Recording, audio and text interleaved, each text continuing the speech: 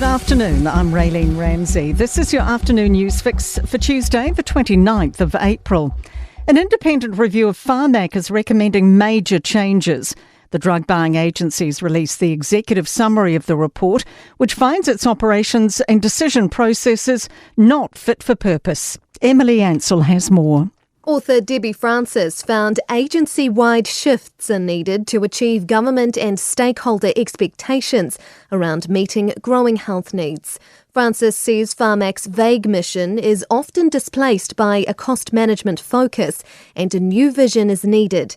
The summary states end-to-end change will be key as opposed to incremental adjustments. Assurances tradies won't get away with slip-ups under government changes, letting them sign off their own work. The self-certification legislation aims to speed up and simplify Kiwi home builds.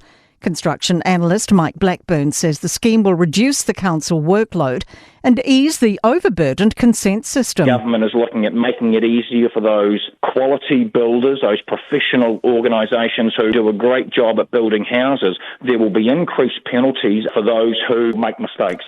Police urgently want to hear from a female motorist who witnessed reckless driving before a fatal crash near Mangakino in Waikato on Monday last week. She reported following a black Toyota RAV4 just before 3 p.m, heading towards Turangi on State Highway 47, cutting corners and crossing the centre line. Its driver has pleaded guilty to careless driving over the crash.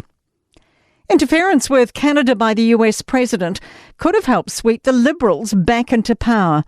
Canadian media are calling a victory for Mark Carney's party within hours of polls closing over Pierre Poilievre's Conservatives.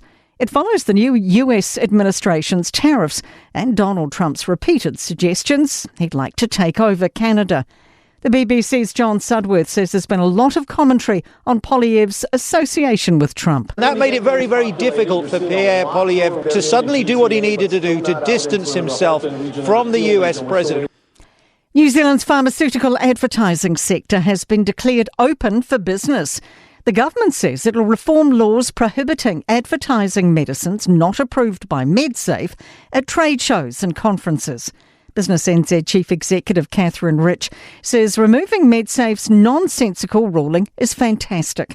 She says it'll have positive flow-ons for venues, tourism and health professionals. It's just sharing information about what's new and interesting. No other country takes this perspective, and that's why we continually lose out with conferences to Sydney, Melbourne, Brisbane and the rest of the world. In sport, two-test All Black Billy Proctor has re-signed with the Hurricanes in New Zealand rugby through to the end of 2027. Warriors coach Andrew Webster has voiced concern over increased bunker intervention following a spike in high tackle-related sin binnings in round 8 of the NRL. 18 players were sin binned, 15 of them for contact to the ball carrier's head. The Cleveland Cavaliers have swept the Miami Heat 4-0 in their best-of-7 NBA Eastern Conference playoff series. That is your latest news fix. We'll be back with the next update tomorrow morning from the Newstalk ZB newsroom.